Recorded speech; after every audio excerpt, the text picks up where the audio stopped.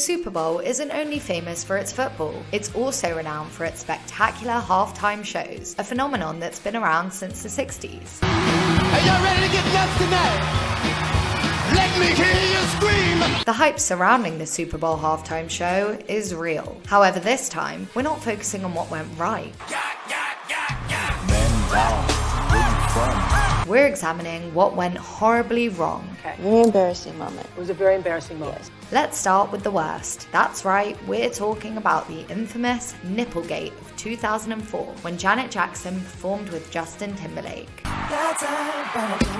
They were performing Timberlake's hit Rock Your Body, and during the lyric, Bet I'll Have You Naked by the end of this song, he was supposed to rip Jackson's top to reveal a red bustier underneath. Instead, this caused a costume malfunction that revealed Jackson's bare breasts. Hundreds of thousands of complaints flooded into the Federal Communications Commission. CBS was fined and Janet Jackson was blacklisted, while Timberlake went on to have a flourishing career. All the emphasis was put on me, not on Justin. Another onstage blunder was the Black Eyed Peas performance in 2011. Flash your stereo right.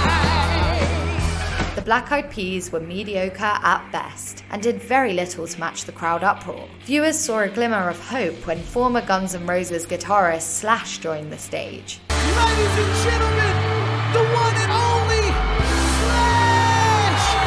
However, as the electric guitar blasted Sweet Child of Mine, Fergie joined forces and began to do a tone-deaf impersonation of Guns N' Roses frontman Axl Rose.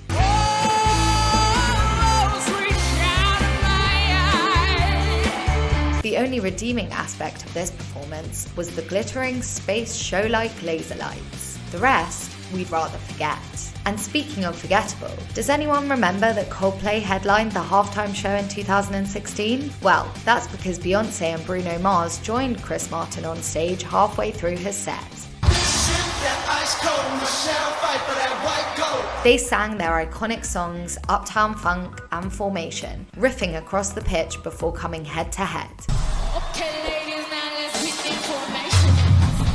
Fellas, let's get this stadium shaking. After killer performances from the pair that was enough to constitute a touchdown, the show culminated with all three of them on stage singing a Coldplay number. Martin's performance looked more like a third wheel or a rogue roadie that just jumped on stage. Ever heard the sentence, "I was a tree in my school play"? Well, this shark takes that to a whole new level.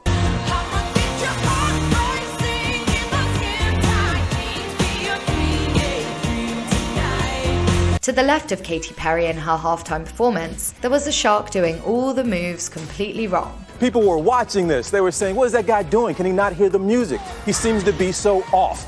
Left Shark became a viral sensation until the man behind the costume revealed his identity and told the masses that he was doing freestyle choreography. One thing's for sure, everyone remembers that shark's killer moves. Less so than Missy Elliott and Lenny Kravitz cameo. Is it worth it? Let me work it. I put my thing down, flip it and reverse it. In 2022, the Super Bowl saw hip-hop giants Dr. Dre, Snoop Dogg, Eminem, Mary J. Blige and Kendrick Lamar take to the stage.